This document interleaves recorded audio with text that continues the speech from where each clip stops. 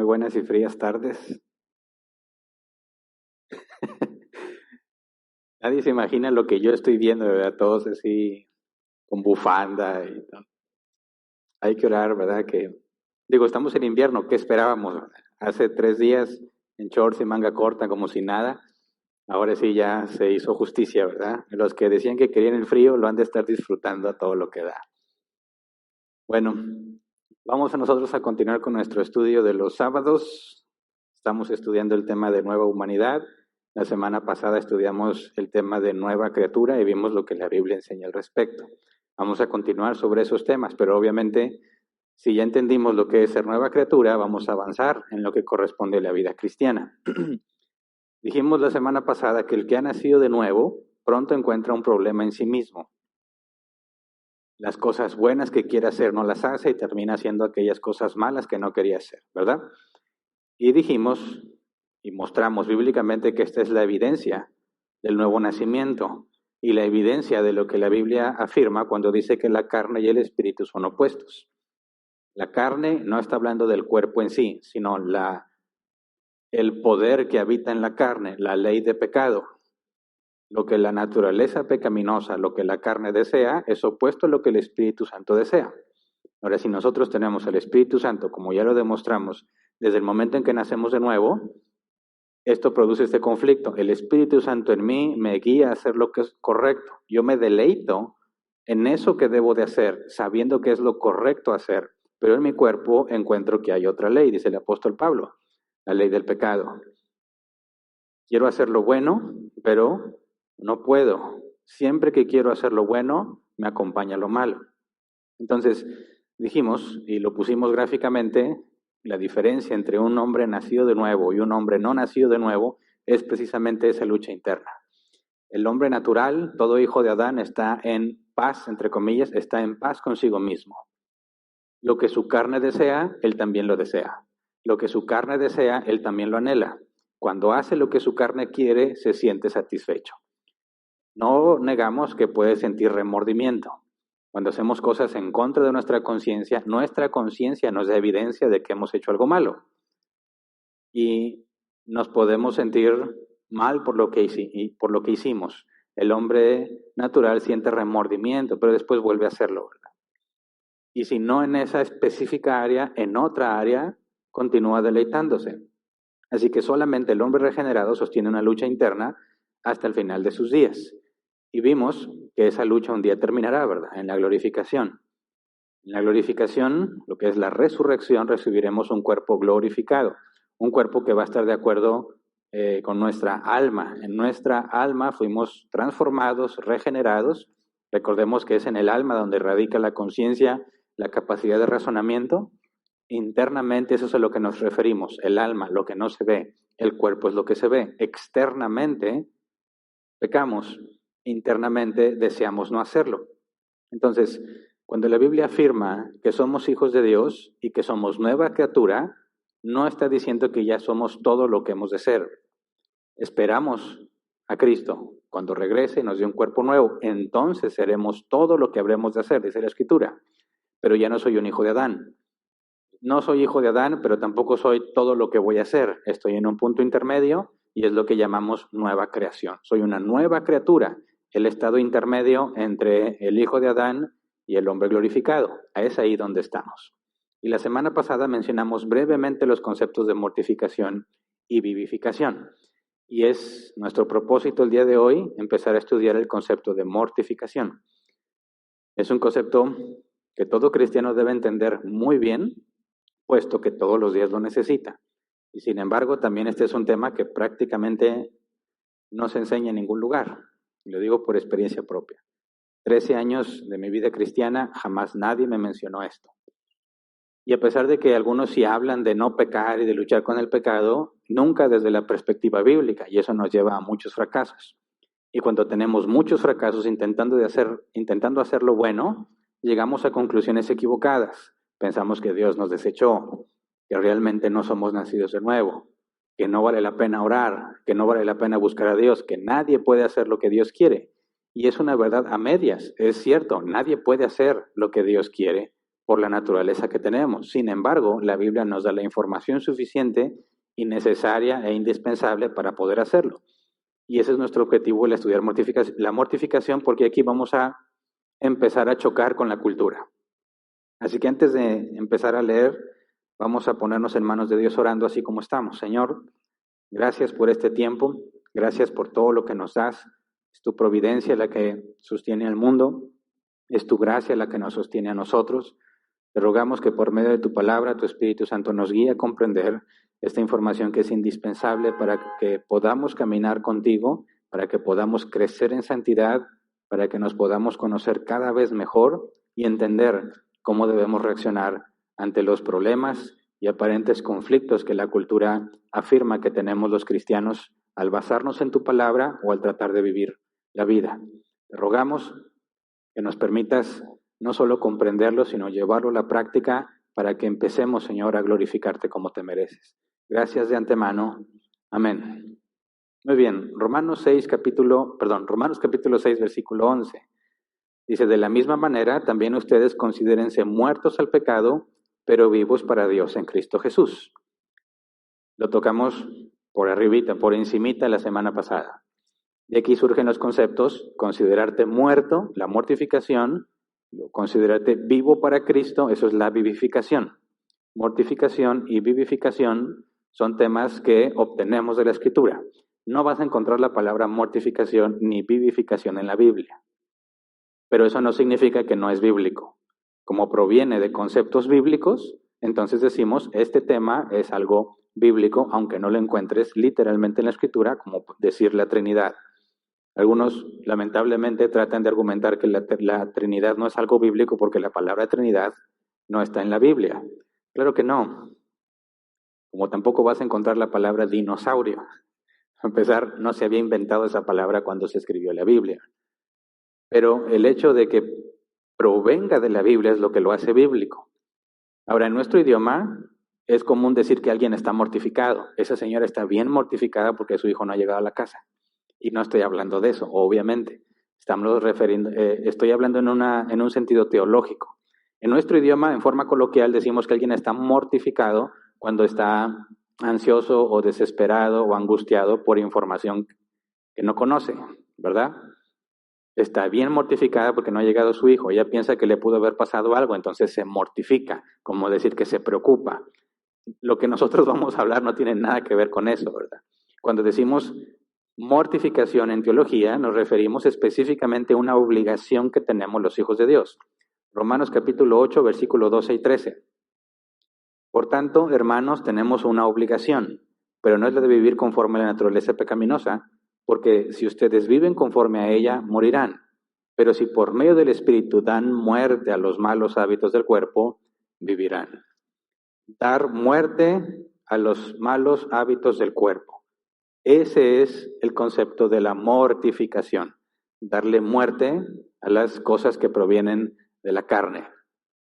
El cuerpo está dominado por esa ley del pecado. Las obras de la carne tienen que ver con lo que sentimos en el cuerpo, pero el cuerpo no es el problema en sí. ¿Me explico?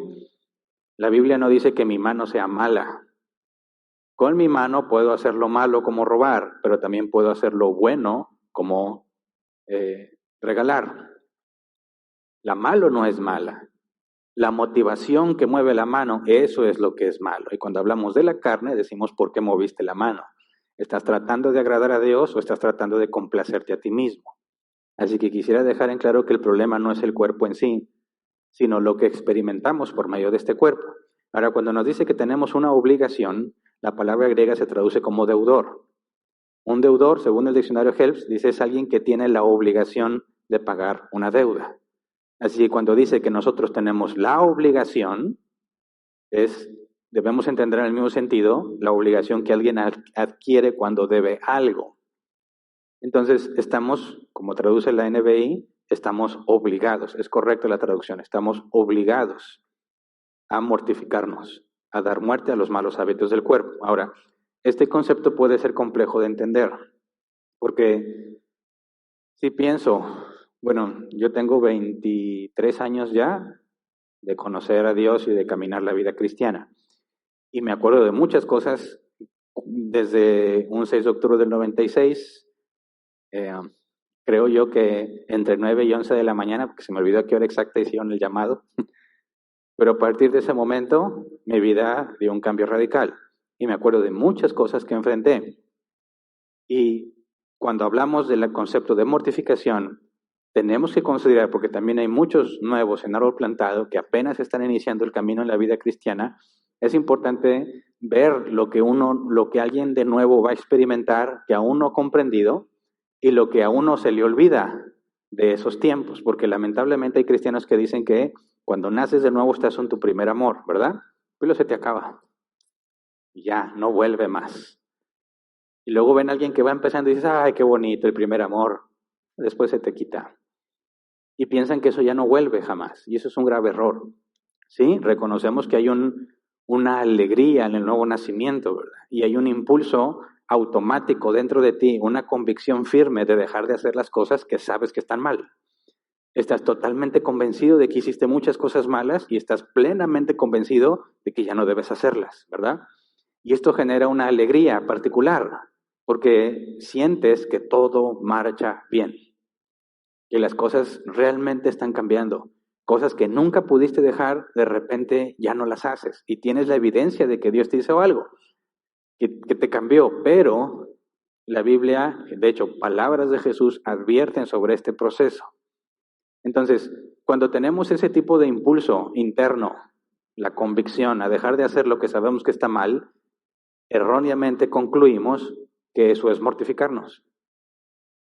Dices, estoy convencido de que ya no debo hacer eso, me propongo no hacerlo, ya me mortifiqué. Y dices, sí, claro que sí, estás haciendo morir las cosas del cuerpo, pero hay mucho que no estás haciendo todavía. Y entonces cuando tenemos ese tipo de experiencias, nos lleva a confiarnos que de alguna manera así va a ser la vida cristiana. Y no, este periodo de alegría es muy manifiesto, es muy visible en aquellos que apenas empiezan a caminar la vida cristiana, ¿verdad? Pero, según las palabras de Jesús, no necesariamente esta alegría indica que estás avanzando en las cosas de Dios.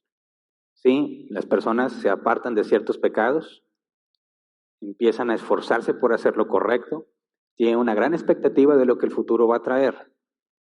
Pero alguien que no ha sido regenerado puede tener exactamente esa misma experiencia.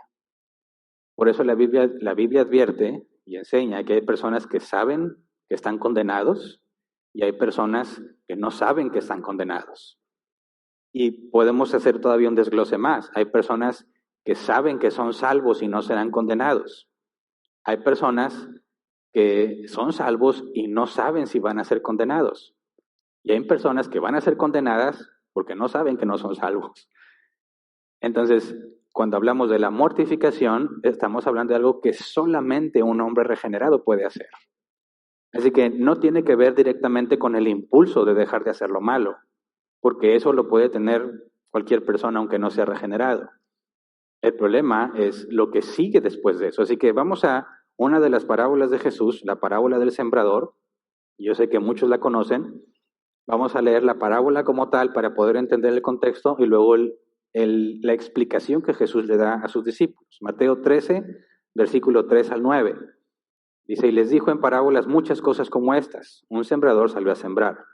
Mientras iba esparciendo la semilla, una parte cayó junto al camino y llegaron los pájaros y se la comieron. Otra parte cayó en terreno pedregoso sin mucha tierra. Esa semilla brotó pronto porque la tierra no era profunda. Pero cuando salió el sol, las plantas se marchitaron y por no tener raíz, se secaron. Otra parte de la semilla cayó entre espinos que al crecer la ahogaron. Pero las otras semillas cayeron en buen terreno, en el que se dio una cosecha que rindió 30, 60 y hasta 100 veces más de lo que se había sembrado. El que tenga oídos, que oiga. Después nos brincamos al versículo 18 y hay un diálogo entre Jesús y los discípulos. ¿Por qué le hablas en parábolas? Bueno, porque tiene que cumplirse la escritura de que por más que oigan no entiendan. Pero a ustedes les dice, a ustedes sí se les ha concedido entender los secretos del reino. Y luego da la explicación. Mateo 13, versículo 18 al 23. Dicen, escuchen lo que significa la parábola del sembrador.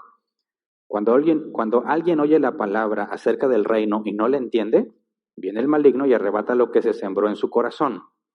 Esta es la semilla sembrada junto al camino. El que recibió la semilla que cayó en terreno pedregoso es el que oye la palabra e inmediatamente la recibe con alegría. Pero, como no tiene raíz, dura poco tiempo. Cuando surgen problemas o persecuciones a causa de la palabra, enseguida se aparta de ella. El que recibió la semilla que cayó entre espinos es el que oye la palabra, pero las preocupaciones de esta vida y el engaño de las riquezas la ahogan, de modo que ésta no llega a dar fruto. Pero el que recibió la semilla que cayó en buen terreno es el que oye la palabra y la entiende. Este sí produce una cosecha al 30, al 60 y hasta el 100 por uno. Entonces, de manera general, Jesús explica, el sembrador, la semilla y la tierra en la que cae representan algo, ¿verdad? El sembrador, bueno, la semilla es el evangelio, el sembrador es quien lo predica. Y la tierra es el tipo de persona que lo escucha, ¿verdad? La semilla solamente da fruto si cae en buena tierra, ¿verdad?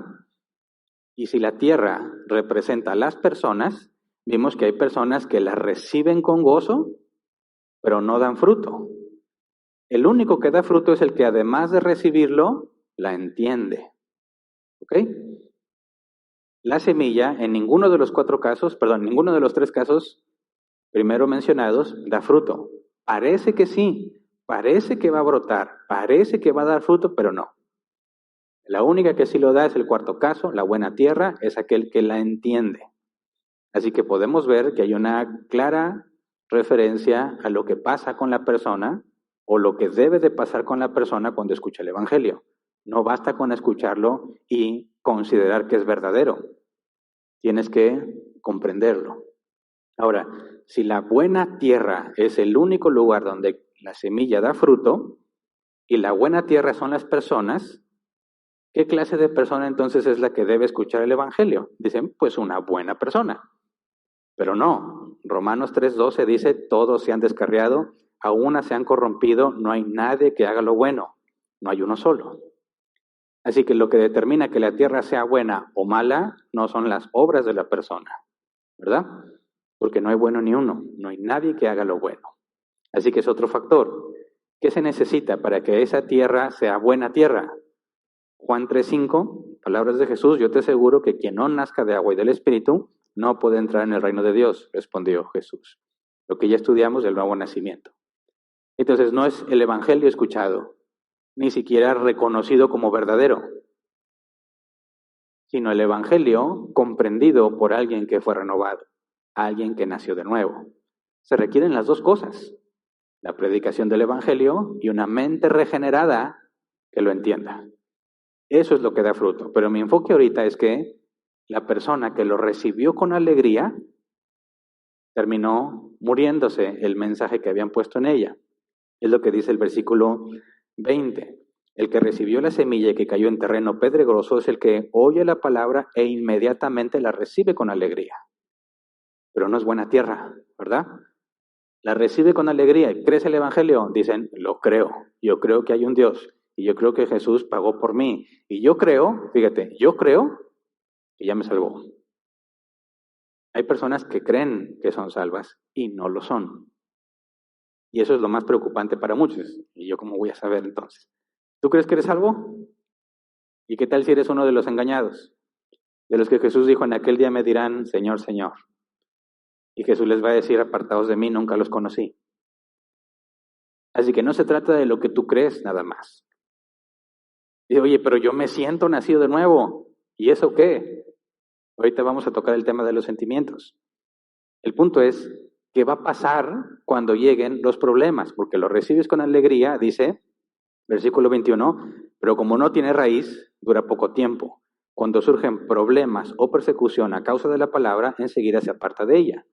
La palabra persecución es así, alguien perseguido, como cacería. Y la palabra problemas, lipsis, se traduce como tribulación. El diccionario Jesús la traduce así, presión interna que hace que alguien se sienta confinado, restringido o sin opciones. Es el desafío de lidiar con la presión interna de una tribulación, especialmente cuando se siente que no hay forma de escapar. Entonces, hablar de estos problemas que esta persona que había aceptado con alegría el Evangelio experimentó problemas y persecución. Tratemos de aplicarlo a nuestro tiempo. En aquel entonces, persecución era algo muy común, ¿verdad? En nuestro tiempo no. Sí tenemos formas de persecución, pero para nada con lo que se experimentaba en aquellos tiempos. Así que no es necesariamente un problema para nosotros. Aunque algunos sí dejan el cristianismo porque les dijeron aleluyos. Yo no quiero ser aleluyo, y ya no quiere ser cristiano. ¿Es una especie de persecución? Pues sí, muy ligera, ¿verdad? A menos que seas hipersensible a lo que te digan. Pero los problemas, esta palabra, clipsis, es la misma que usó Jesús en Juan 16:33. Reina Valera 60, por favor. Juan 16:33. Estas cosas os he hablado para que en mí tengáis paz. En el mundo tendréis aflicción, pero confiad, yo he vencido al mundo. La palabra aflicción es esta, clipsis, problemas, tribulación. Entonces, fíjate, que había recibido la semilla, el evangelio, y lo aceptó con gusto, vinieron los problemas y se apartó, ¿verdad? Ya no quiso saber nada del evangelio. Y Jesús dice, en el mundo tendréis problemas. Así que todos vamos a enfrentar los problemas, todos. Y esos problemas, lo que hagas después o durante el problema, va a determinar si eres buena tierra o no eres buena tierra. Si entendiste o no entendiste. Yo he conocido personas que se han acercado a mí y me dicen, Hernán, me dijeron que cuando yo fuese cristiano, todo iba a ser mejor. Antes de ser cristiano, yo en mi cartera tenía un fajo de billetes, siempre. Aunque no los necesitara, tenía ahí mucho dinero. Así era acostumbrado. Me dijeron, Cristo te va a dar una vida mejor. Yo dije, oye, pues claro que quiero el evangelio. Dice, pero desde que me hice cristiano me va peor. Ya no quiero estar en esa iglesia porque me mintieron. Sabía que nosotros estábamos empezando la iglesia. ¿Qué onda tú? Pues menos yo, ¿verdad? Yo ni siquiera te lo voy a prometer, ¿verdad? Si lo que buscas es el dinero, no tienes que estar haciendo nada en la iglesia. Para empezar, el fundador, Jesucristo, ni siquiera tenía dinero. Y nunca prometió que lo tendrías. Pero fíjate, están diciendo, oye, yo estaba muy bien, me dijeron que iba a estar mejor, aceptó el evangelio con gusto, empezó a congregarse, empezó a esforzarse, no, que tengo que leer la iglesia, tengo que ir a la iglesia, tengo que leer la Biblia, tengo que dejar de hacer estas cosas, pero ¿dónde está su mente?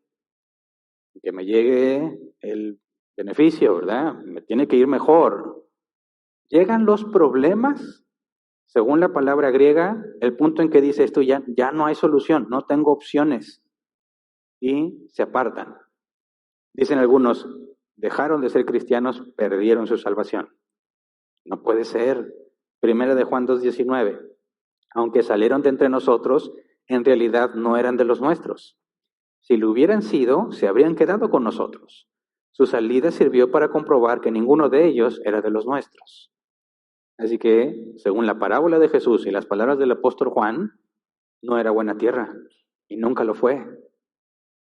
Porque aunque aceptó con alegría el evangelio, nunca lo comprendió. Y muchas veces los responsables son los que predican el evangelio, porque predican un falso evangelio. Con buenas intenciones quieren que la gente venga al conocimiento de Dios y que se humille ante Dios, así que le prometen cosas que sabe que van a querer. ¿Estás enfermo? Dios te va a sanar. ¿Tienes problemas económicos? Dios te va a prosperar. ¿No tienes una pareja? Aunque en la iglesia hay muchas.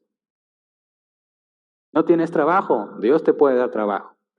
No dudo que lo hagan con buena intención, pero es pésimo. ¿Por qué? Porque están trayéndose mucha gente que no busca a Dios, sino el beneficio que le prometieron. Oye, pero yo lo veo que busca a Dios. No está buscando a Dios, sino lo que Dios puede darle. ¿Se entiende? Parecen cristianos porque están haciendo lo que los cristianos deben de hacer, pero no lo hacen porque entendieron de qué se trata el evangelio, sino por lo que les prometieron que recibirían si lo hacían. Entonces, cuando hablamos de empezar en la vida cristiana y ves una persona alegre, convencida de que es un hijo de Dios, no nos debe de llevar a juzgar de forma inmediata, sino que hay que esperar a que lleguen los problemas. Cuando lleguen los problemas, ahí se va a manifestar si era buena tierra o no. De hecho, son los problemas lo que nos ponen en evidencia de quién somos. Ya demostramos bíblicamente que o eres de Dios o eres del diablo. Nadie está en un punto intermedio. Entonces, son los problemas lo que deja en evidencia de quién somos. ¿Comprendiste o no comprendiste el Evangelio? Entonces, cuando hablamos del concepto de mortificación, es indispensable que alguien que empieza a caminar la vida cristiana tenga clarísimo este punto. Para empezar, olvídate de que tienes garantizada la sanidad y todo eso. Dios puede sanarte, no lo dudamos. Él es soberano y todopoderoso. Pero en ninguna parte de la Biblia dice que Él lo va a hacer. Claro que he visto milagros, claro que los he visto. Pero en ningún momento yo puedo prometérselo a alguien. Así que no significa que estás enfermo, te vas a morir enfermo si eres cristiano. No, quizás Dios te puede sanar, pero eso no es lo importante, porque el Evangelio no se trata de esta vida, sino de la que viene. El Evangelio no tiene que ver con que nos vaya bien aquí, sino con evitar la ira venidera, el juicio que todos los hombres se enfrentarán y que justamente recibirán condenación. Y aquel que se humilla ante el Hijo de Dios, reconoce que es un pecador y lo sigue, tiene la esperanza de la vida eterna. Así que cuando vemos que alguien está empezando su vida cristiana y se siente alegre, nos podemos alegrar, decir que bueno, pero hey, quiero que entiendas esto de la vida cristiana. Porque los problemas tarde o temprano van a llegar. De que llegan, llegan. A unos más pronto que a otros, pero llegan. Ahora, los que ya tenemos hace mucho tiempo que pasamos por ahí, tuviste que haberte dado cuenta, esa alegría que sentiste, vuelves a sentirla con el paso del tiempo.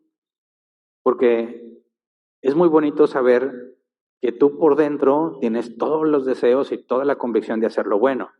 Y más padre es cuando lo haces y te das cuenta que ya dejaste de hacer cosas, se siente muy bien. Te sientes como que, ándale, esta es la vida cristiana, así debe de ser. Y concluyes que así va a ser. No, parte de la madurez cristiana llega cuando te enfrentas a los problemas y te das cuenta que esa alegría que tenías ya no la tienes. Ya no tienes la convicción de hacer lo que es bueno. Sabes que lo debes hacer, pero ya no quieres. Se acabó esa alegría. Te sientes, en cierta manera, como si de cierta forma te veías siempre con Dios, sentías a Dios cerca de ti y de repente dices, ya no lo siento. Ya no siento a Dios conmigo. Y te pones a pensar, ¿me abandonó? ¿Se apartó de mí? ¿Cómo? Para empezar, Dios es omnipresente, ¿verdad? No hay ninguno de nosotros que esté en ese sentido lejos de Dios. Pero ya no me siento igual, algo pasó. Y dicen algunos, se acabó el primer amor. No, no es eso. Es parte del proceso, es parte de lo que tiene que ver el concepto de tribulación. Es parte del problema que enfrentas. Ahora, ya no nos sentimos atraídos como antes a hacer las cosas que a Dios le agradan. Y nos encontramos siendo atraídos hacia cosas que sabemos que están mal. La firme convicción que tenías de dejar de hacer lo malo se fue. Ahora eres cada vez más atraído a hacer lo que sabes que está mal. Y obviamente estoy refiriéndome a cosas que te ofrecen un placer momentáneo. Todo pecado te ofrece un placer, el problema es que es momentáneo. Siempre vas a disfrutar cuando llevas a cabo lo malo que querías hacerlo, pero te dura muy poco. Y ese pequeño placer que experimentaste de inmediato es convertido en un terrible remordimiento. Seas o no seas cristiano. Remordimiento no es arrepentimiento. Después hablaremos del arrepentimiento. Pero el remordimiento también lo experimentan los que son hombres naturales, hijos de Adán. Entonces, claro que nos vamos a sentir atraídos hacia cosas escandalosas, pero también en asuntos que no son tan escandalosos. Por ejemplo, en lugar de dar la cara, te escondes. En lugar de decir la verdad, solamente omites la verdad. En lugar de arreglar las cosas, las dejas como están. Todo eso es pecado de omisión. ¿Se acuerdan? Pecado de acción es eso que haces que está mal. Pecado de omisión es lo bueno que no hiciste. Puedes hacer cosas malas y es pecado, sí. Y también no hacer cosas buenas y eso también es pecado. No es tan escandaloso como decir, es que me fui a los vicios. No, pero no das la cara. No dices la verdad. Y eso aparentemente te trae paz, ¿verdad? Porque a muchos no, seguramente no se debe haber pasado. Yo nunca voy a olvidar algo que a mí me pasó. Y me traumó de por vida. Y espero y ruego a Dios que jamás se me olvide y jamás permita que lo borre de mi mente. Pero son cosas donde te sientes presionado, debiste haber dicho la verdad y decidiste no hacerlo. ¿Por qué? Porque eran muchos problemas. Mejor no lo digo, me evito el conflicto. Es común que en los lugares de trabajo salen temas de repente, no, que la religión y que esto y que Dios, y empiezan a decir muchas cosas. Tú sabes cómo explicarles y decirles que están mal. Y dices, pero ¿para qué me meto en problemas? ¿Verdad? Así lo dejamos. No, era una oportunidad que tuviste para tratar de aclarar, para llevar el evangelio, algo que es bueno para ellos, pero decidiste no hacerlo por no meterte en problemas. Y eso es pecado. Entonces, esta paz aparente o placer, sentirte fuera de problema, yo no me meto, yo te respeto, tú me respetas. Sí, sí hay que respetarnos, pero no puedes callar la verdad. Entonces, no quiero que pienses que cuando eres atraído a hacer lo malo, nada más pienses en cosas escandalosas, ¿verdad? Sexo, chismes, vicios. No, piensa en las cosas también muy cotidianas a las que nos enfrentamos todos los días y decides no hacer el bien que debiste haber hecho. Todo eso es pecado. Entonces, cuando ya sea que tengas una aparente paz porque no dices la verdad o un placer momentáneo porque haces lo malo, te vas a dar cuenta que eso te mete en más problemas que no haberlo hecho. Y eso te lleva a un problema mayor, decir, ¿qué voy a hacer entonces? Porque sé lo que debo de hacer, pero no quiero hacerlo. Y ya me cansé de esta presión, ya me cansé de estar presionado a que lo debo de hacer, y lo debo de hacer, y debo resistir, y no debo hacer esto, y no puedo hacer lo otro. Eso lo pasamos todos. Y es ahí precisamente donde es indispensable que conozcamos el término de mortificación. Es en los momentos donde no sientes ganas de hacer lo correcto. Es en los momentos donde no quieres dejar de hacer lo malo que estás haciendo. Y lo que decides hacer en ese momento es lo que separa el trigo y a la cizaña. ¿Qué vas a hacer con esos deseos? Fíjate bien, no tienes el deseo de hacer lo bueno, tienes el deseo de hacer lo malo. ¿Qué vas a hacer con ese deseo? Eso es lo que determina de quién eres. Ahora, erróneamente se concluye que si no deseamos hacer algo, entonces no es mi culpa. Simplemente no sentí hacerlo. No me sentí bien haciéndolo. No me sentí listo para este momento. Ah, bueno, entonces, como no te sentías así o te sentías asá, entonces no tiene nada de malo. Claro que no. De hecho, ese es el problema de nuestra cultura. Ha elevado los sentimientos por sobre todas las cosas. ¿Verdad? Los sentimientos son los que mandan para todo. Mira, justifican sus deseos de complacer la carne con sentimientos como es que me siento mujer, es que ahora me siento libre, es que así me siento feliz. ¿Entiende? Quieren hacer lo que ellos quieren y justifican una emoción. Sí, yo sé, está mal, lo mejor era así, pero ahora soy feliz. Ah, no, bueno, pues entonces sé feliz, ¿verdad? Y también justifican lo bueno que debieron haber hecho, pero no lo hicieron con sentimientos. Por ejemplo, sí, lo intenté, pero no me sentía libre. Eso alguna vez lo escuché de alguien que no quiso nada del cristianismo. Es que yo no me, o sea, yo quiero que me dejen hacer lo que yo quiera. No puedes hacer esto, no puedes hacer lo otro. Yo no me siento libre así. Sus sentimientos justifican que no haya hecho lo correcto. No me siento feliz. ¿Cuántas personas dejan de hacer lo que deben de hacer porque ya no están felices? De hecho, esto es una trampa muy común en el romanticismo, ¿verdad? El romanticismo, sobre todo lo que vemos en las películas, enseña que siempre te vas a sentir asombrado por la belleza de tu cónyuge, que siempre vas a verla como una persona recién bañada y perfumada, que despierta y mágicamente siempre está lista para la fiesta, o sea, todo el maquillaje y todo, que entra a la alberca y no se le borran las cejas. Estamos esperando sentir, y las parejas destruyen sus relaciones porque ya no sienten, ¿verdad? O al revés, como ahora está muy de moda, es que me siento oprimido. Este sistema heteropatriarcal me oprime, me siento oprimido. ¿Sabes qué? Estoy deprimido. Me siento muy triste. Oye, pero ¿por qué no haces? Es que estoy deprimido. Ah, ok. Lo bueno que debías hacer, no lo haces porque te sientes deprimido. No hay responsabilidades, no hay obligaciones, son sentimientos. También es me siento atacado. Oye, ¿no te parece que no deberías hacer esto? Ay, déjame, o sea, ¿por qué me atacas? ¿Tú quién eres para atacarme y juzgarme? Sentimientos, ¿verdad? Es lo más importante ahora en nuestra cultura. Y de alguna manera hemos concluido que lo que sentimos es mucho más importante que cualquier otra cosa.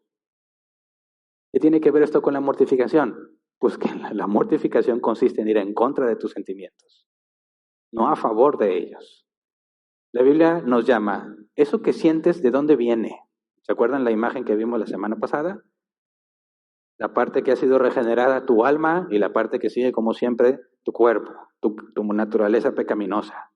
Ok, sientes algo, ¿qué sientes? Me siento triste, ok. ¿De dónde viene ese deseo? ¿De la carne o del espíritu? Dice la Biblia que hay tristeza que viene de Dios, ¿verdad? Fíjate bien, no niega la tristeza, ni cataloga la tristeza como pecado, sino ¿de dónde viene esa tristeza?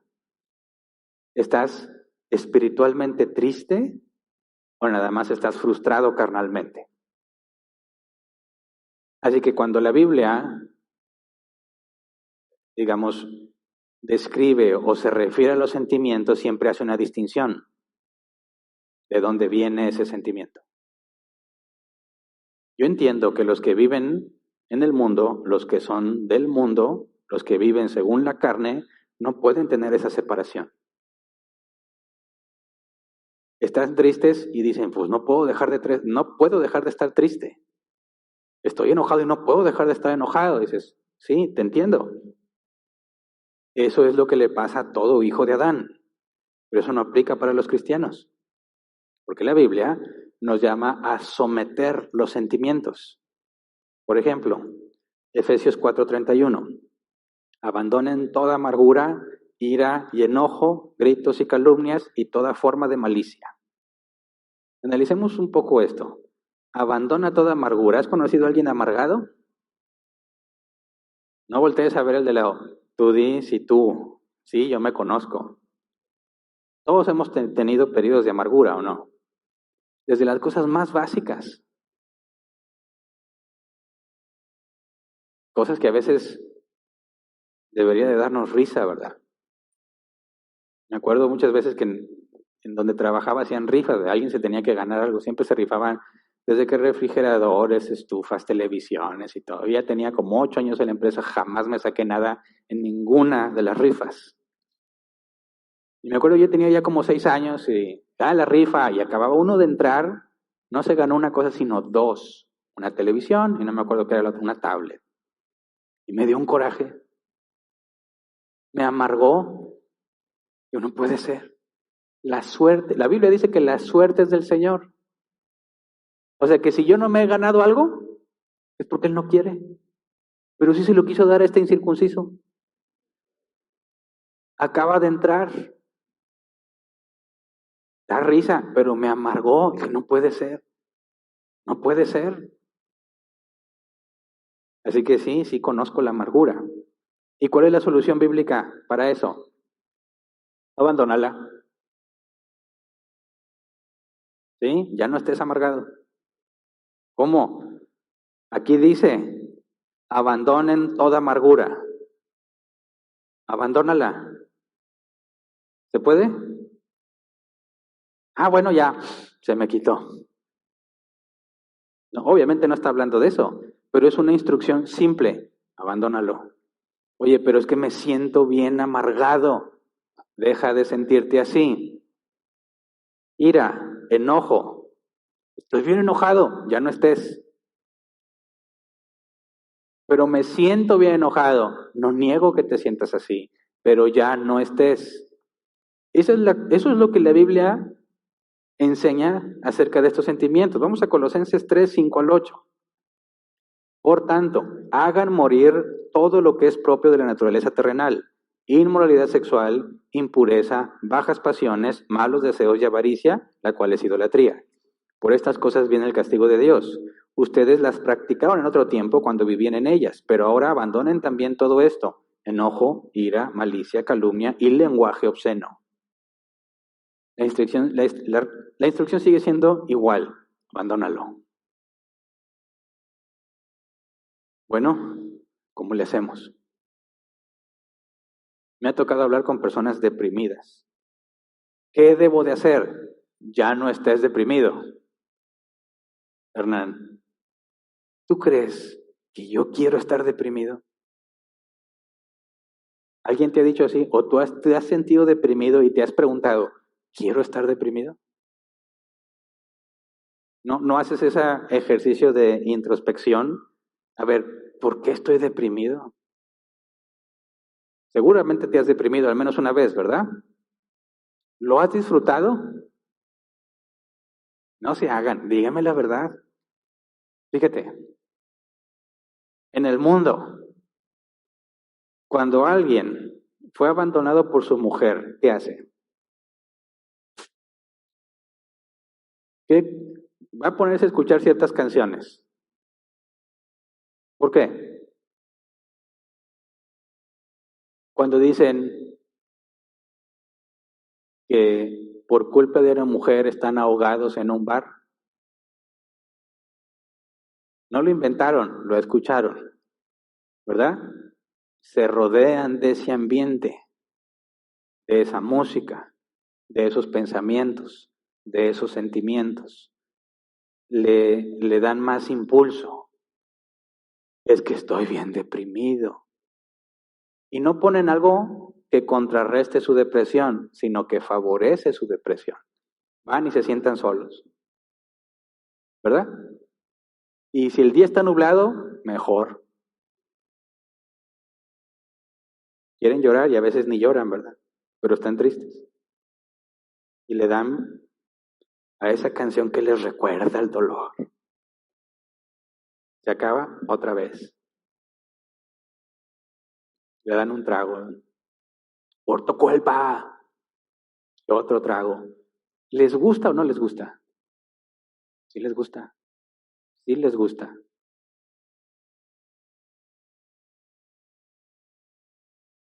¿Verdad? Claro que les gusta.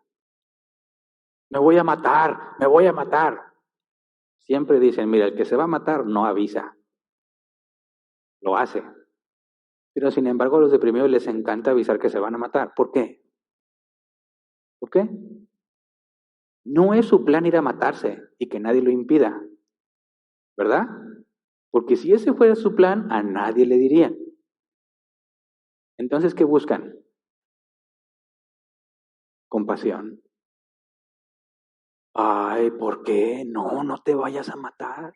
Sí, ya no vale. Sí vale. Yo no valgo nada. Sí vales mucho. Me voy a matar. No, quítate. Por favor. Fíjate bien, incluso, parece insensible, pero incluso el que se suicida lo hace por amor propio. Se quitó la vida. pobrecito, espérame, pobrecito el que se quitó la vida. Él se la quitó, ¿verdad? ¿Por qué? Porque ya no quería sufrir. Pero ¿sabe el sufrimiento que iba a provocar en todos los demás? En sus padres principalmente, o en sus hijos, o en su cónyuge. ¿Pensó en ellos? No, pensó en sí mismo.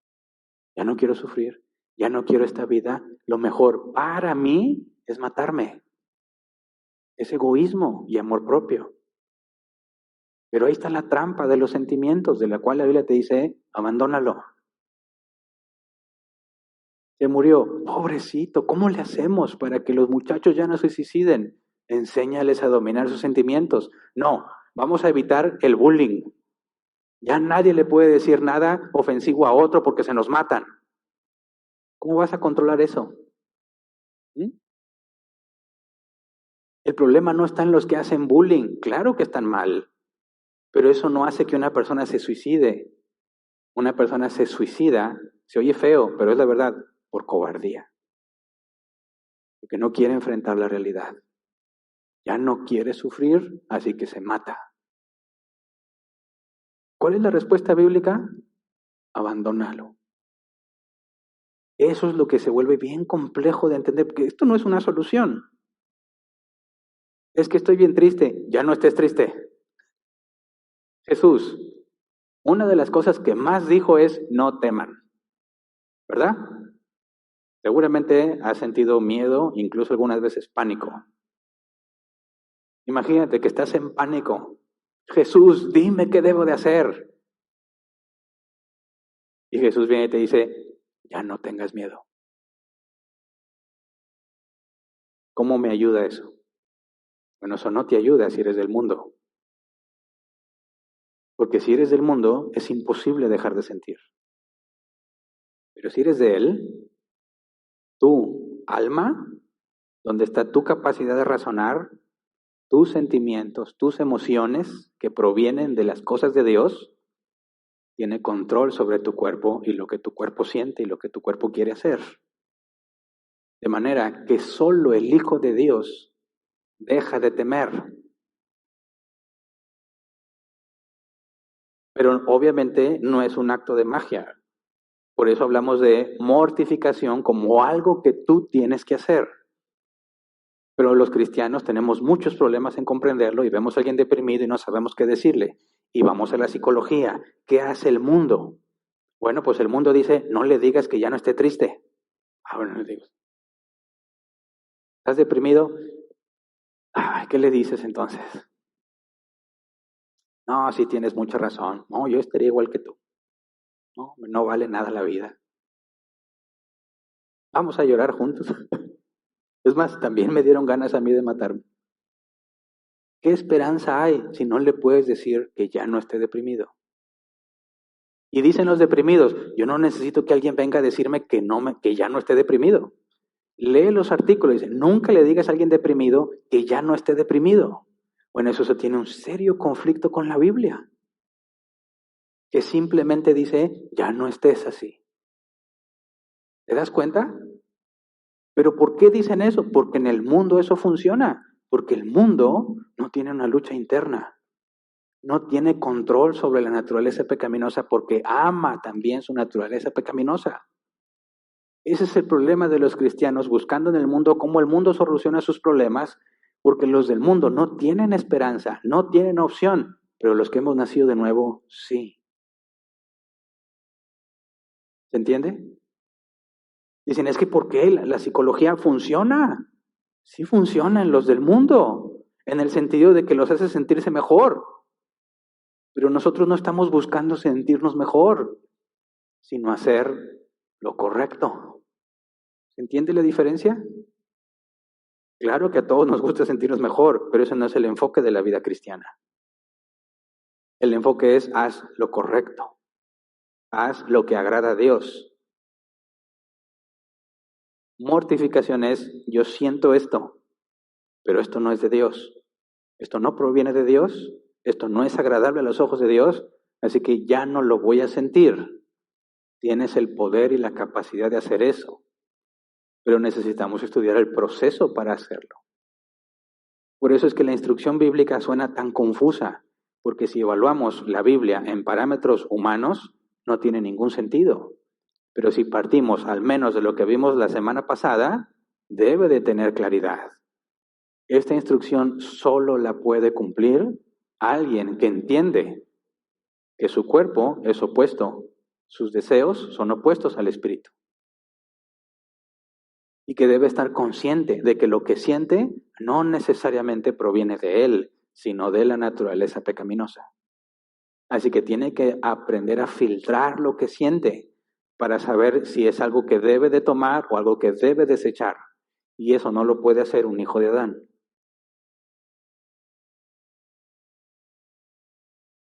Entonces, ¿cómo le hacemos? El primer paso, bíblicamente hablando, es entender lo de la mente. Fíjate, en la parábola del sembrador, ¿quién es el que recibía la semilla, el evangelio, y daba fruto? El que la entendía.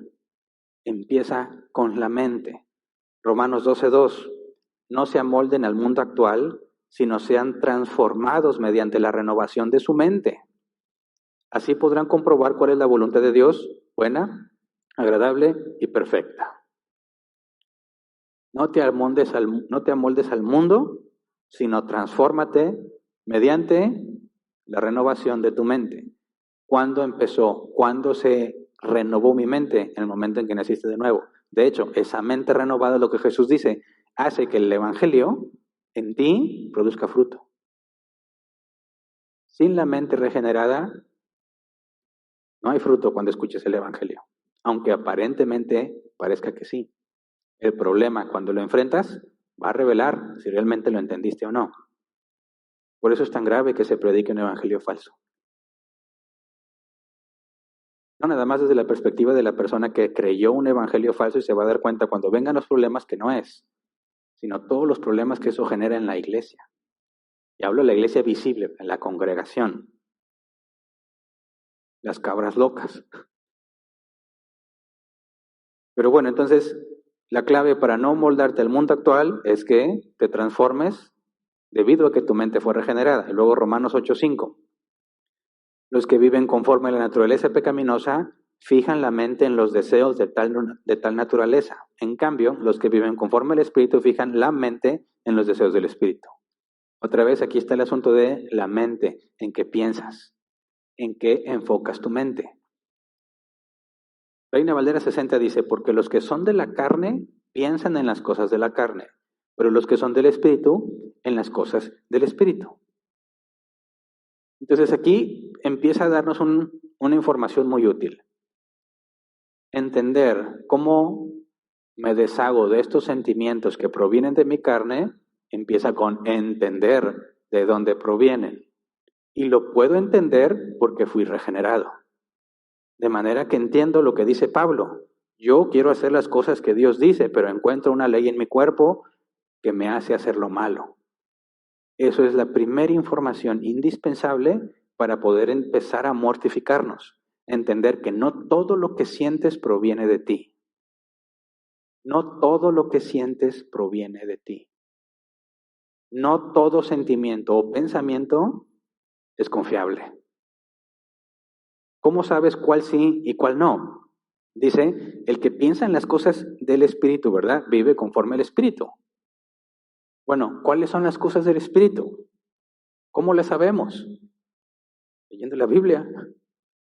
O digo, espero que no estés esperando que alguien venga y te diga estas palabras de Dios.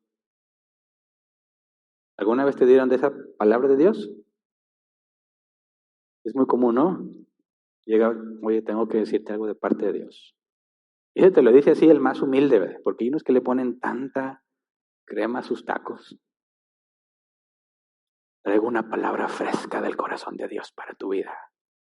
Oh, eso se oye más apantallador. Oh, échamela, yo la creo. Ay, ni la oigo, pues ya la creo. A ver, no, Dios dijo que te ha visto llorar. Él ha visto tus lágrimas. A ver, ¿cuándo lloré? Él ha visto tu corazón y tu disposición y Él te va a recompensar. Por favor, eso no es ninguna revelación. Porque la Biblia dice claramente que nada de lo que hacemos es en vano. y que Dios va a recompensar a cada uno según sus obras. Eso no es revelación, eso ya está en la Biblia. Si alguien te dice una revelación, pero ya está en la Biblia, no es revelación. Ya está revelado desde hace muchos años. Y si te da una revelación que no viene en la Biblia, no es de Dios, porque no está en la Biblia. Así que no sirve para nada eso. Más bien debería decir, bueno, traigo una palabra fresca para ti. Mira, vamos a Santiago 1:14. Ahí está. Dice, vamos a leer Santiago 1:14 al 15. Todo lo contrario, cada uno es tentado cuando sus propios malos deseos lo arrastran y seducen. Luego, cuando el deseo ha concebido, engendra el pecado, y el pecado, una vez que ha sido consumado, da luz a la muerte. Esta es una revelación fresca para tu alma. Fíjate, enfocar las cosas, mi mente, en las cosas de la carne, es vivir conforme a la carne y eso me lleva a la muerte. Enfocar las cosas en las cosas de Dios es vivir en el Espíritu y eso me lleva a la vida. ¿Cómo es que pecamos? La mente es la clave, ¿verdad? Piensas en las cosas de la carne, vas a hacer las obras de la carne. Es decir, enfocas tu mente en lo que proviene de la carne, vas a pecar. Es algo así de sencillo. Enfocas tu mente en las cosas de Dios, vas a hacer lo que a Dios le agrada. Lo que leemos en Santiago 1:14, 15 dice, ¿cómo es que terminamos pecando? Cada uno es tentado cuando sus propios malos deseos lo arrastran y seducen. Vas al original, eso significa, te arrastran y seducen. Decía algún diccionario, te lamparea, te confunde. ¿Cómo es que tus malos deseos te arrastran y seducen? Es un proceso, ¿verdad? Porque te pusiste a pensar en eso, enfocaste tu mente en eso. Es que tengo muchas ganas de esto, es que yo quiero hacer esto, es que me lo merezco. Al momento en que enfocas tu mente en eso que deseas en la carne, te va a arrastrar y te va a seducir. Por eso cuando dice, los que piensan en las cosas del Espíritu, la palabra de Dios, van a vivir de acuerdo al Espíritu. Y no de forma infalible, porque ya sabemos que hacemos lo bueno, pero también lamentablemente vamos a tropezar con lo malo. Pero ahí está la clave. Cuando nos sentimos deprimidos, ¿en qué está tu mente? En lo deprimido que estás. En todas las razones que tienes para estar deprimido. Cuando tienes miedo o ansiedad, ¿en qué estás pensando? En todo lo que podría pasar. Y en lo que tendrías que hacer cuando pase. Tienes miedo y no se te quita el miedo porque sigues pensando en eso que te da miedo. Lo vimos, bueno, ¿quién se angustiaba cuando iba a presentar un examen? Levante su mano, quiero saberlo. ¿Por qué te angustias? Porque no sabes cómo te va a ir. Pero ¿te has angustiado a pesar de que estudias? Digo, entiendo que el que no estudió se viene angustiado porque no tiene idea de cómo le va a ir, ¿verdad? Pero el que sí estudió y aún así se angustia, dices, a ver, explícame. ¿Estudiaste? Sí. ¿Te sabes todo? Sí. Entonces, ¿por qué te angustias? ¿Qué tal si viene algo que no me sé? Oye, ¿estudiaste todo? Sí. Entonces, ¿qué podría haber que no te sepas? No sé, la maestra me tiene coraje. ¿Te fijas? Es una angustia innecesaria. No tienes por qué estar angustiado, ¿verdad? Pero ¿por qué sigues angustiado? Porque tu mente la estás enfocando en ese sentimiento. ¿Y si no? ¿Y si esto? ¿Y si me dan ganas de ir al baño en el examen? ¿Y no me dejan salir? ¿Y si me hago? ¿O mejor me salgo corriendo? Vamos a algo más grave. ¿Qué pasa cuando no hay trabajo, no hay dinero? ¿Te angustias? Claro que me angustio. ¿Cómo le voy a hacer? Ok, ¿qué dice la Biblia? Ya no te angusties. ¿Qué significa eso? Tu mente no debe estar enfocada en las cosas que provienen de la carne. Tu mente debe estar enfocada en las cosas que provienen del espíritu. Entonces, entiendo, la emoción, el sentimiento, nunca lo vas a evitar. El asunto es qué vas a hacer con esa emoción y ese sentimiento. No tengo que pagar, no hay forma y te angustias.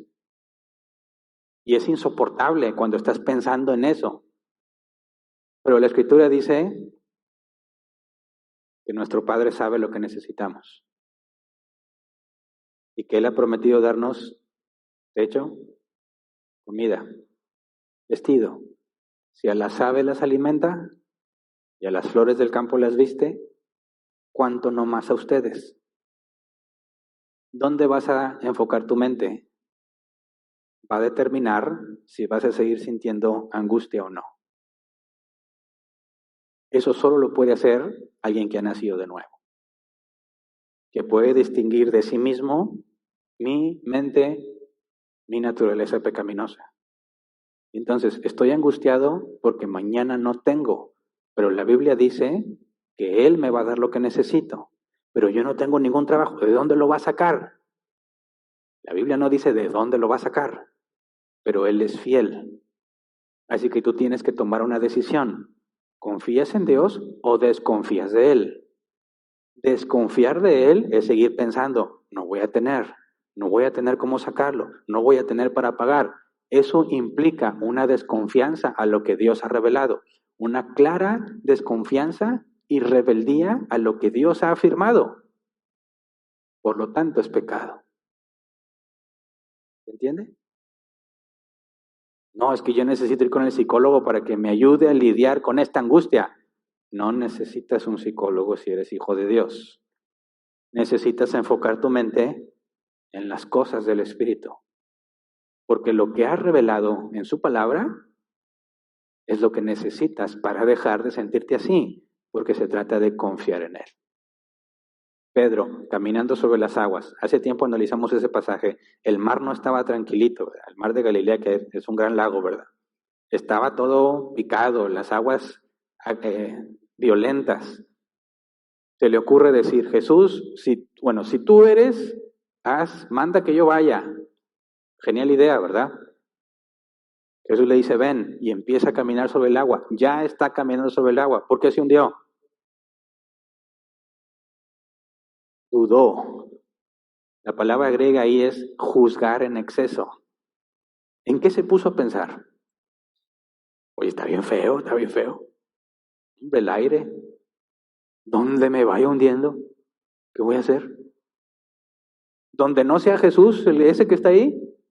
¿Qué tal si es un fantasma y nomás me quiere que me acerque para atraparme?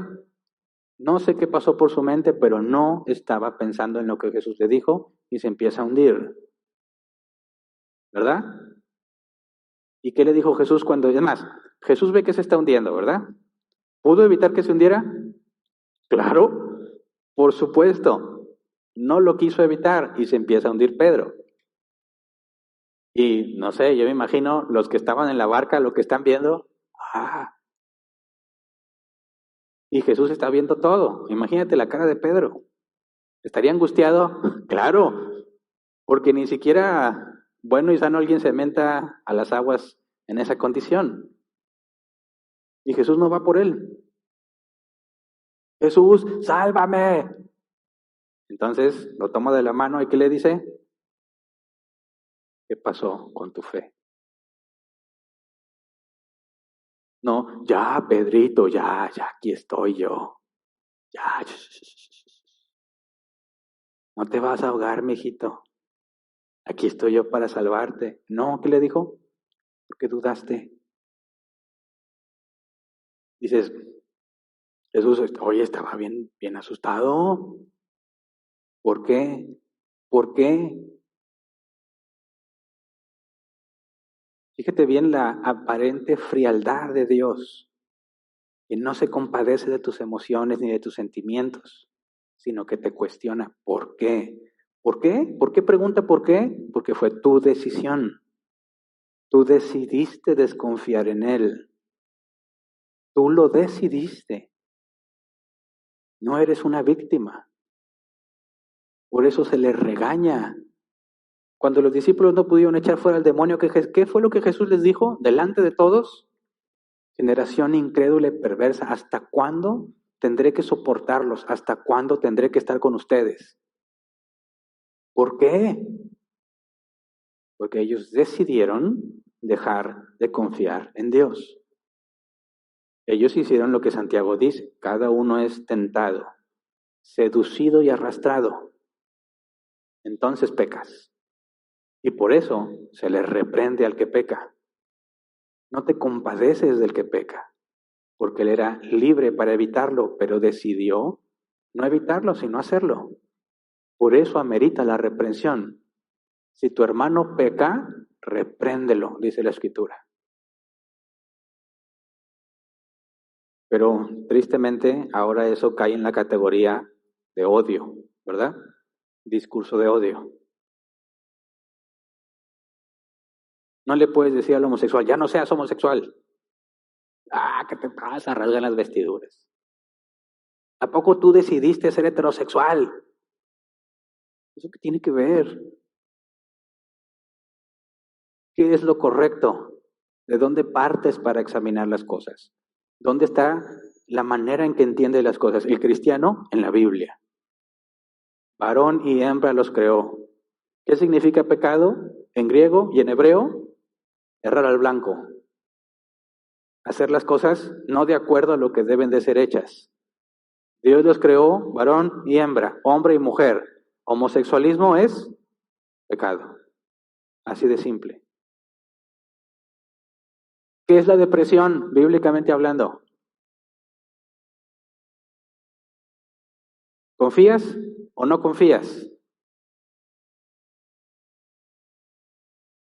¿Es Dios confiable? ¿Te ha dado razones para que no confíes?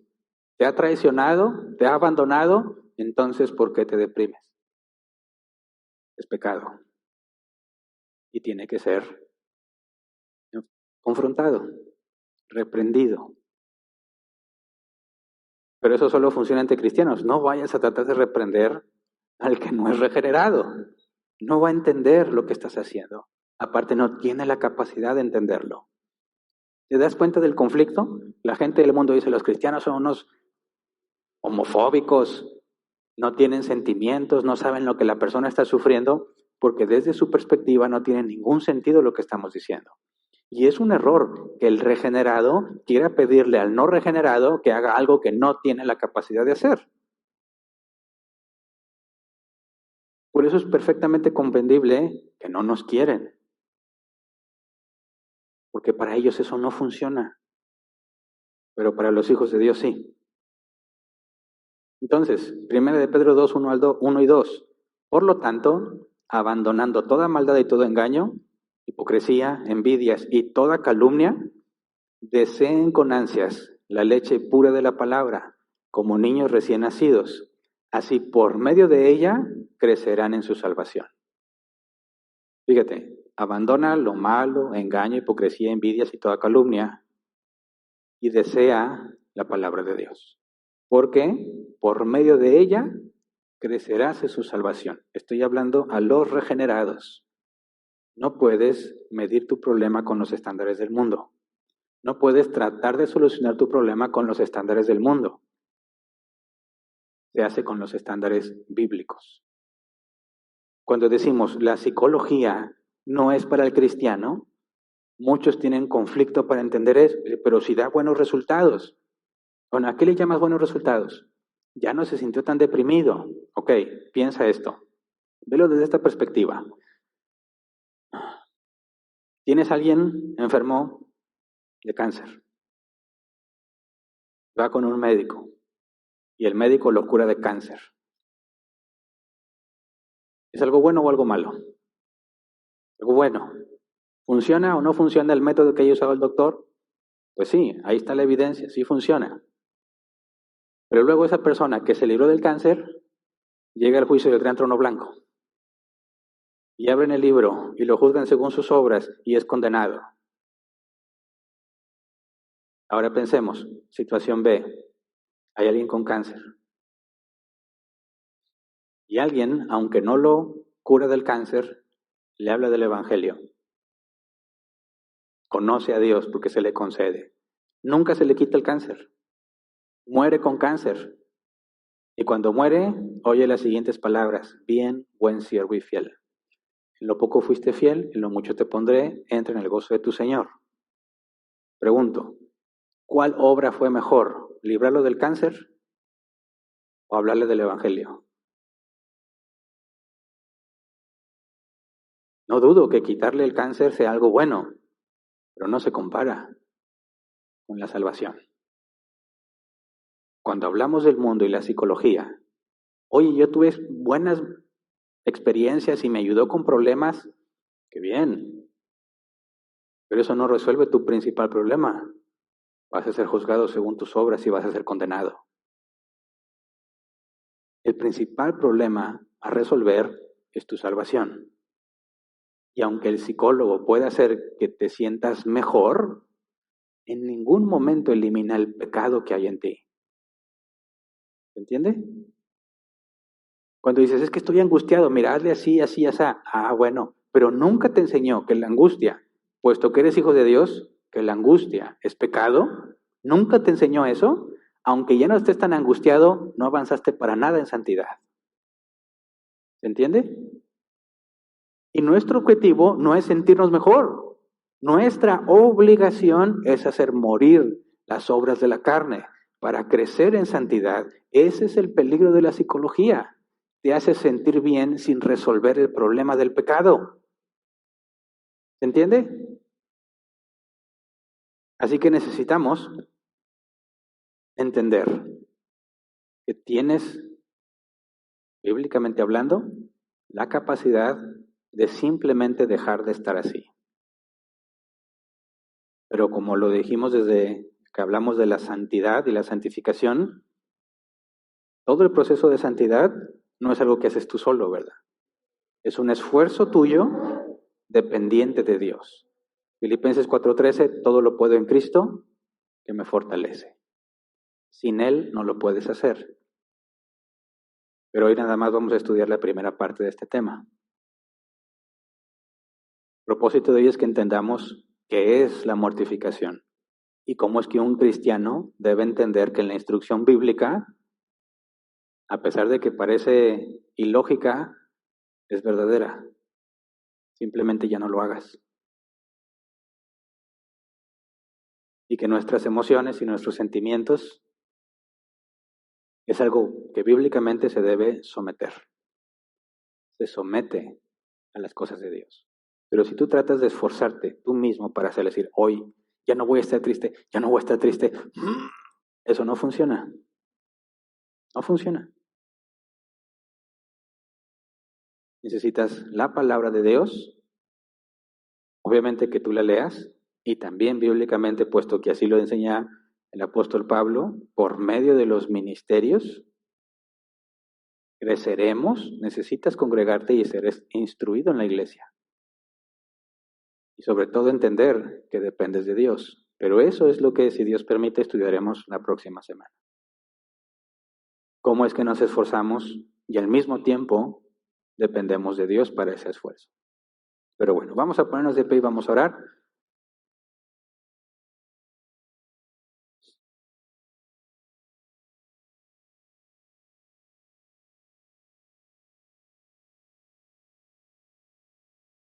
Por favor, piensa cómo te has sentido últimamente y qué has hecho con tus sentimientos.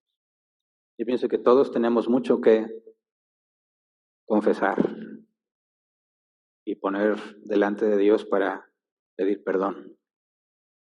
Sobre todo en estas situaciones de pandemia y de incertidumbre y no sabemos qué va a pasar.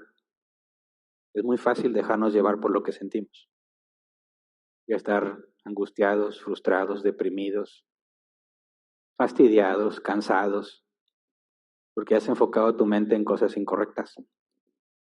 Y todos tenemos culpa en eso, ¿verdad? Todos. No podemos evitar tener miedo, no se puede evitar, pero en cuanto llega, adquirimos una responsabilidad, es dejar de temer. La mortificación no depende de cómo te sientas, ni si tienes ganas o no. Es una obligación. Y ahí hay mucha sabiduría. Porque si dependiera de cómo te sientes, ninguno lo haríamos. Pero Dios es sabio y dice, esto es tu obligación. Tengas ganas o no tengas ganas, lo sientas o no lo sientas, debes hacer morir la carne en ti. Así que todos tenemos mucha culpa en esto y necesitamos confesarlo.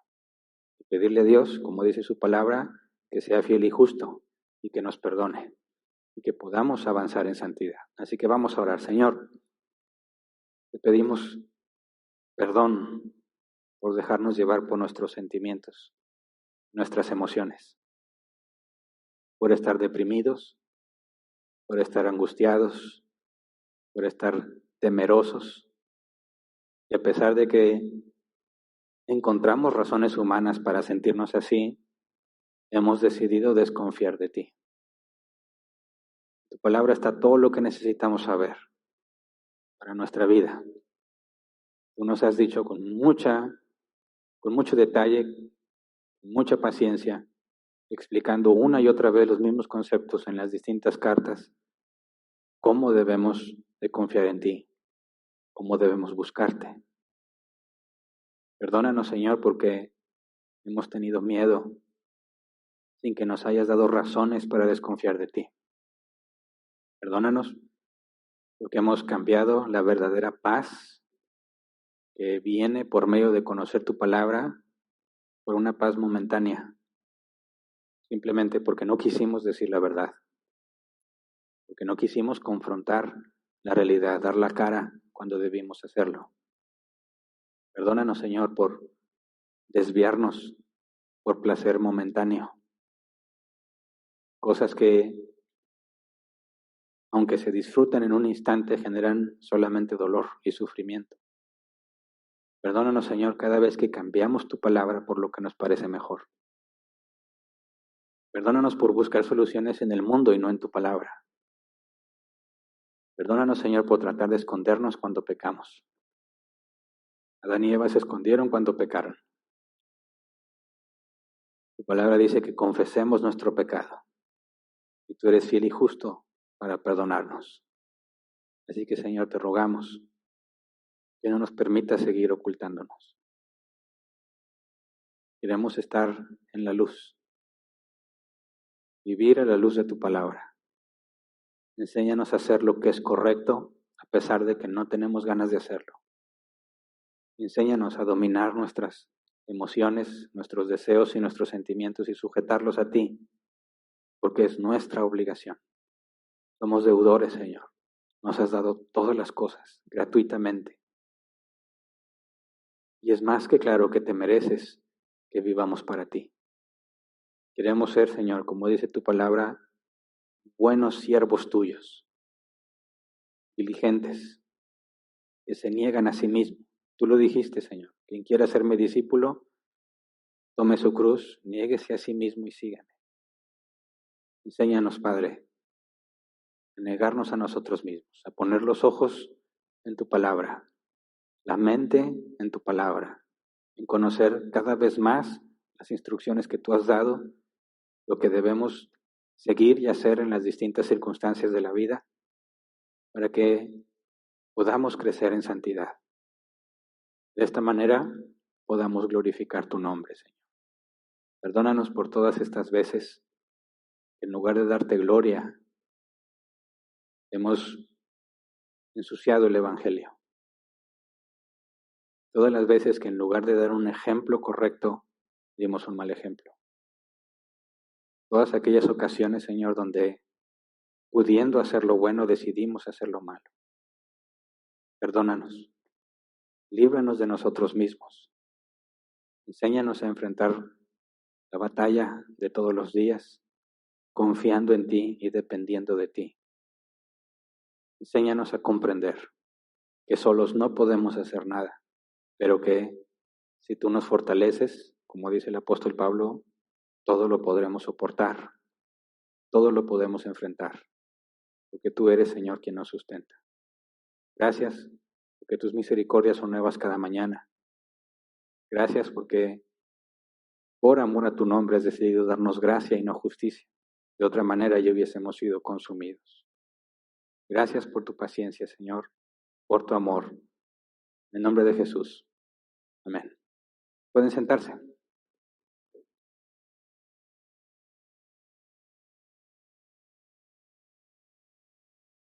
Pasemos a la sección de preguntas.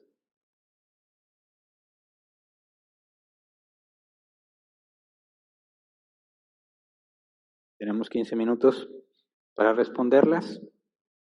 Haré mi mejor esfuerzo por responderlas. Si hay alguna pregunta que no es del tema, la voy a brincar. Y si al final hay tiempo, trataré de responderla.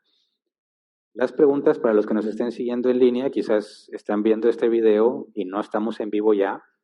El hecho de que mandes tu pregunta y ya no estamos en vivo, indica que ya no la vamos a contestar. Las preguntas las respondemos mientras estamos en vivo. Aquellos que están en redes sociales pueden hacer su pregunta en los comentarios de Facebook, en los comentarios de YouTube, y nuestros hermanos del equipo de multimedia y de staff nos van a ayudar a ponerlos en este grupo que tenemos de WhatsApp donde se hacen las preguntas. Tenemos este grupo no porque seamos bien tecnológicos, sino por el COVID no podemos pasar el micrófono. Alguno puede decir, oye, ¿por qué te complicas? Pues dame el micrófono. Pues es que se supone que debemos evitar eso, estar en contacto con las mismas cosas que sobre todo tiene cerca de la boca. Entonces, por eso tenemos este grupo. El que esté aquí presencial y quiere hacer su pregunta, bueno, si tienes datos, pues si quieres puedes comentarlo en Facebook, en YouTube, pero lo más simple es que ingreses a este grupo de WhatsApp, ahí está el código para que lo escaneen y hagas tu pregunta y nos llega aquí directo. Muy bien. Entonces, respondo la primera pregunta que llegó. Dice Luis Gómez, hola, buenas tardes, pastor. Disculpe, tengo una pregunta y es respecto a lo que comentó sobre los que están tristes o deprimidos. ¿Cómo ejecutaríamos el deber cristiano dado en Romanos 12:15, gozaos con los que se gozan, llorar con los que lloran? Entonces, cuando una persona está en una situación de llanto, ¿cómo debería actuar? Agradezco de antemano la respuesta. Muy buena pregunta y me da la oportunidad de aclarar este punto. Cuando yo hablo sobre depresión, no estoy hablando de un periodo de duelo. Por ejemplo, la Biblia nos habla que cuando murió Moisés, lo lloraron durante 30 días, también cuando murió Aarón. En las leyes se estipulaba que cuando tenían, en el momento en que tenían que expulsar a las naciones paganas de Canaán, podían quedarse con ciertas mujeres, con ciertas condiciones específicas, pero tenían que darles la oportunidad que lloraran a su familia durante 30 días. Entonces podemos ver en la Escritura que la tristeza, como también lo mencioné, hay tristeza que viene de Dios y tristeza que viene del mundo. Cuando vemos a alguien triste, hay que entender si tiene razones válidas, bíblicas para estar triste. La pérdida de un familiar, puedes sentirte triste si perdiste tu trabajo, no hay nada de malo en eso. Pero hay tristeza que no viene de Dios y esto viene con la carne. Entonces esto es lo que hay que distinguir. Cuando alguien está deprimido, hay que entender por qué está así. Si tiene razones válidas, la Biblia dice, lloramos con él, porque entendemos, obviamente, que duele la pérdida de un familiar, duele perder tu trabajo, duelen muchas cosas. Y si somos un cuerpo, el apóstol Pablo dice que nos dolemos juntamente con los demás. Pero ese es un periodo que va a pasar. Es una especie de duelo donde nos desahogamos, lloramos, lamentamos la pérdida y luego continuamos.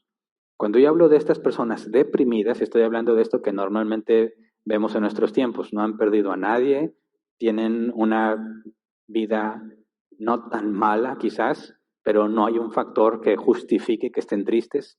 A veces tienen salud, tienen familia, tienen hijos, tienen trabajo y aún así están deprimidos. Y están deprimidos porque no tienen lo que ellos quisieran tener. Eso ya no es una razón bíblicamente válida para sentirse así. Esto, como proviene de la carne, cuando dices yo quiero esto y no lo tengo, en lugar de tener lo que la Biblia dice que es contentamiento y estar agradecidos con lo que Dios nos da, si en lugar de hacer eso te deprimes y te entristeces porque no tienes lo que tú querías, entonces ya estás viendo un comportamiento que proviene de los deseos de la carne. Quejarse, sentir que es injusto. Tú deberías de tener algo que no tienes. Es lo opuesto al contentamiento, entonces es pecado.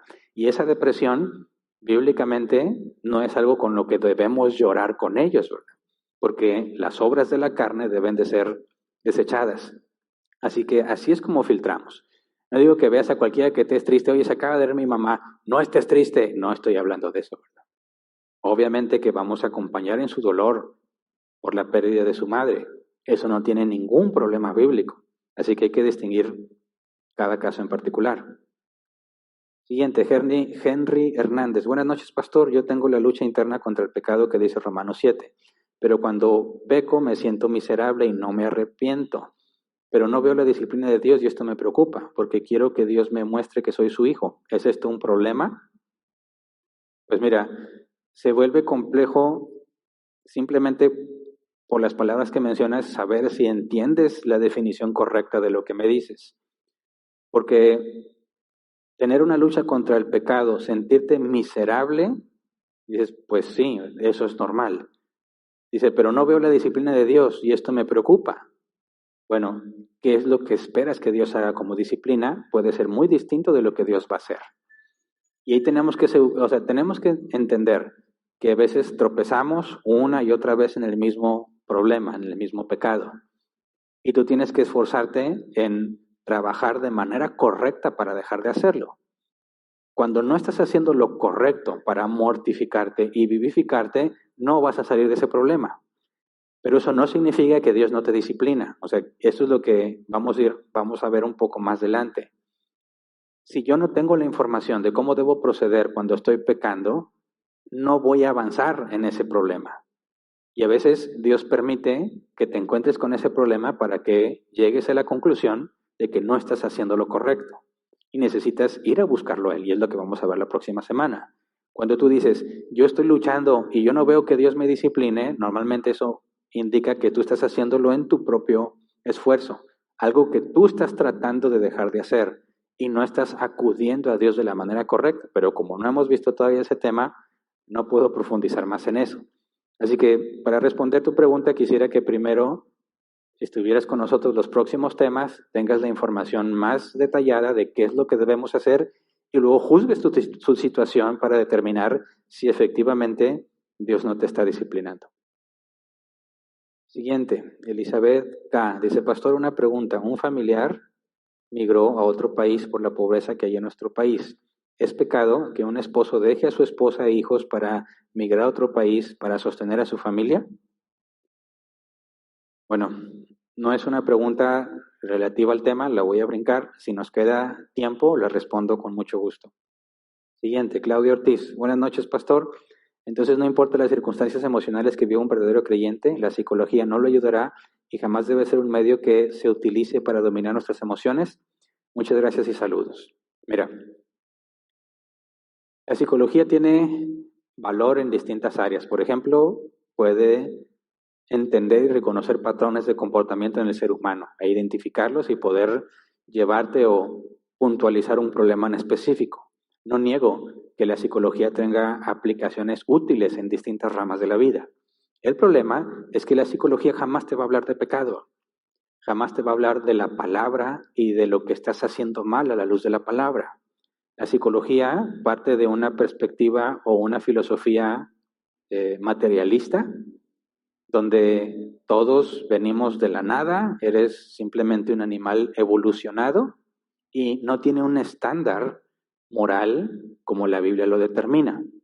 Entonces, si vas a ir a un sistema que ignora todo lo que la Biblia da, o no ignora nada más, desecha todo lo que la Biblia dice acerca del ser humano y sobre el por qué estamos así y cuáles son las obligaciones y nuestros compromisos ante nuestro Creador, si no toma en cuenta para nada eso y desde una perspectiva donde no hay Dios, trata de darte una solución, tenemos que reconocer que es imposible que te pueda dar solución a tu problema. Es imposible, porque de entrada niegan a Dios. Entonces, si vas a seguir los consejos de Freud o de cualquier otro famoso que niegan a Dios, ¿qué clase de beneficio va a obtener un hijo de Dios de esa manera? Ahora piensa, ¿cómo le hizo el rey David si no había psicólogos? Lee los salmos. ¿Estaba deprimido? Sí. ¿Estaba angustiado? Sí. Pero lee con mucha atención en qué confía. Fíjate, si realmente la psicología resolviera nuestro problema, ¿qué hicieron todos aquellos antes de que la psicología existiera? ¿Cómo le hacían los hijos de Dios antes de eso? Para mí es muy claro que cualquier sistema que rechace todo lo que la Biblia dice acerca del ser humano y al mismo tiempo pretende resolver el problema más grave del ser humano, que es el pecado, se engaña a sí misma, ¿verdad? No es posible. Así que cuando un cristiano va y le pueden decir algunas técnicas o procedimientos que te ayuden a lidiar con la tristeza, que te ayuden a lidiar, no lo niego, vas a experimentar ciertas mejoras, porque no decimos que toda la verdad está solamente en la Biblia, ¿verdad? La Biblia es toda verdad, pero también hay otros textos, ideas, filosofías que pueden tener algo de verdad. La muestra de eso es el apóstol Pablo, cuando citaba poetas no cristianos para mostrar la situación o confirmar la situación de algunos de ciertos pueblos o ciudades. No negamos que haya verdad en otras cosas, y cuando la psicología te diga algo que es verdad, no la vamos a negar, pero el filtro para saber si es verdad es la palabra de Dios. Entonces, si nosotros nos basamos en la Escritura y la Escritura tiene todo lo suficiente para que puedas lidiar con eso, puesto que la Escritura es verdad, no le veo razón para ir con un psicólogo que no tiene nada de eso. Ahora dicen, bueno, pero si mi psicólogo es cristiano, bueno, va a ser lo que la psicología dice o lo que la Biblia dice, pero no las puedes mezclar, que son opuestas. ¿Me explico? Decir psicólogo cristiano en esos términos, como si la psicología se cristianizara, es totalmente erróneo, ¿verdad? Yo puedo decir, soy un borracho cristiano y no hace nada bueno eso la emborrachez, ¿verdad? Psicólogo cristiano, ok, entiendo que la persona que estudió psicología conoce a Dios o es hijo de Dios, pero en ningún momento eso convierte a la psicología en algo bueno para los cristianos. Así que hay que tener mucho cuidado. Reconocemos que puede haber verdad en muchas otras disciplinas. Abre un libro de matemáticas y está lleno de muchas verdades, ¿verdad? Pero ninguna de esas verdades resuelve el problema del ser humano. Así va a pasar con muchas otras filosofías. Siguiente, buenas noches, pastor. Cuando sea el juicio y los hijos de Dios estén en su reino, ¿tendrán memoria de lo que vivieron en el mundo? ¿Sí? De otra manera no podría haber agradecimiento, ¿verdad? No podría haber gratitud. Nadie podría decirle, Jesús, tú eres digno de recibir la gloria y la honra.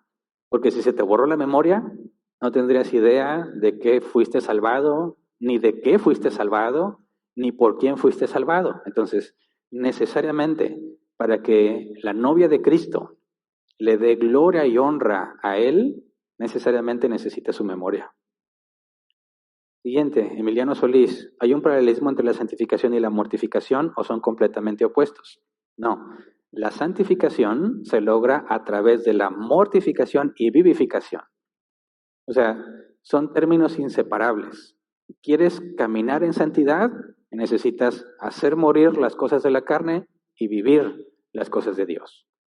Así que no estamos hablando de términos paralelos ni opuestos, sino que hablar de la mortificación es un nivel de detalle más profundo con respecto a la santidad.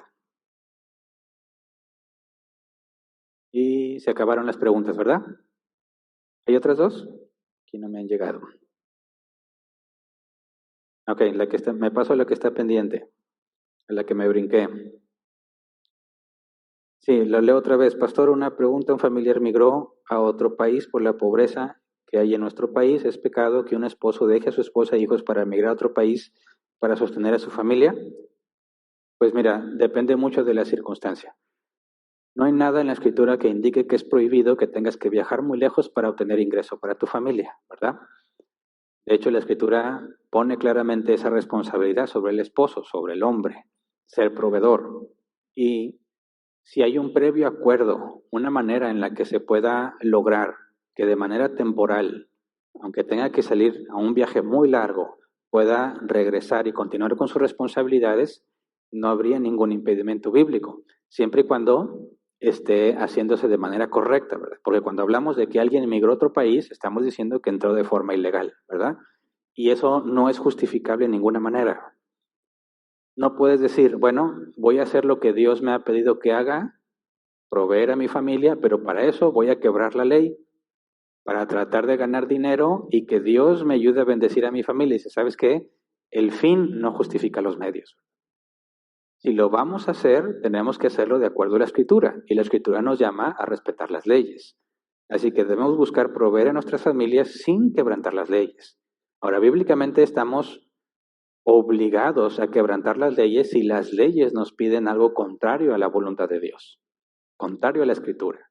Estamos obligados a desobedecer esas leyes. Pero en este caso, no, no hay nada que justifique que de manera ilegal vayas a otro lugar para tratar de hacer lo que Dios te ha pedido que hagas. Sé que es algo muy difícil, algo muy complejo.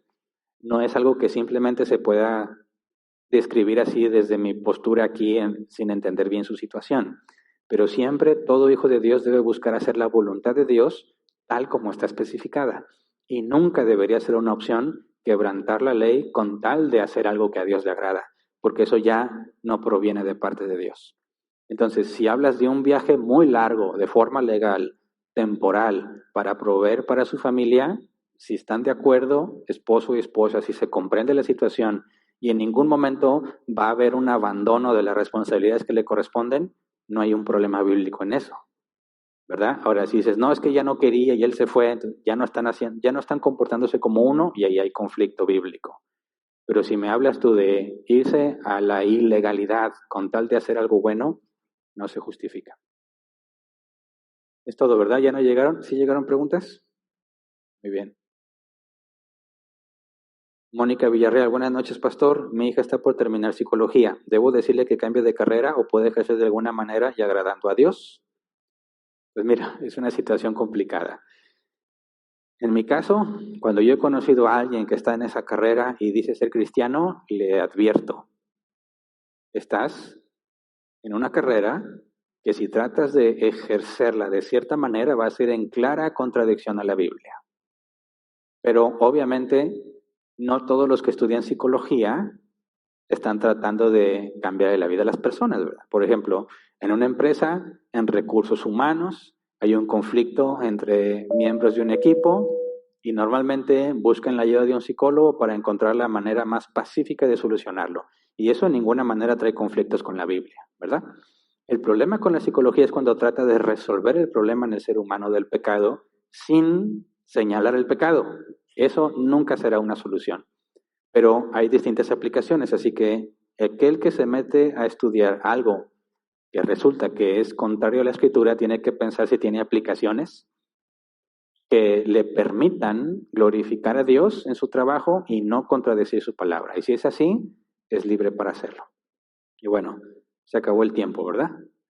Es todo. Muchas gracias a todos. Si Dios quiere, continuamos este tema entonces la próxima semana.